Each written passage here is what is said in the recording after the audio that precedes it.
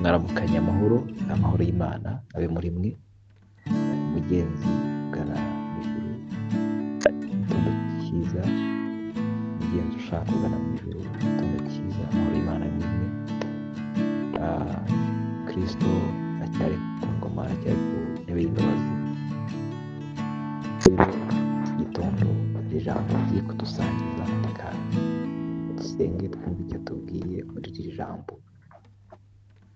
Imana tugirire neza. Uwiteka, uciye bugufi ijambo ryawe rigari cyane, ritunganye muri byose kandi tuba wishimira. Reka ritunge ubugingo ugiye kuduha, bw'uyu muri twe kandi ritwubake, tugendere muri byo, dushobozwe nawe ko twubwacu ntitwakwishoboza. Mu izina rya Yesu Kristo twizeye, amen.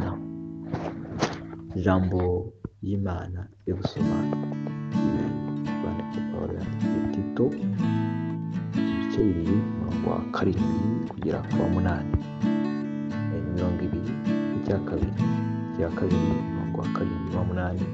muri Tito. Ijambo ryavuze ngo wiyerekane muri byose icyitegererezo cy'imirimo myiza, kandi mu iyigisha ryawe ugaragaze uko uboneye, udapfa gutera waraza. N'ijambo ryawe ribe rizima ritariho umugayo, kugira ngo umuntu uri mu ruhande rw'ababisha amware, atabonye ikibi yakuvuga. Amen. Mwashimwe bw'ijambo iduhaye. Hanyuma navuga nti umugeni wa Yesu, uhore witeguye, ubonere, kuko hariho umubisha kandi uwo mubisha ni Satani. Mu byo uvuga ube maso, ibi by'umugisha ku babyumva atari bibi, ngo uri mu ruhande rw'umubisha mware, kuko wabuze icyo yakuvuga akunenga mu bandi.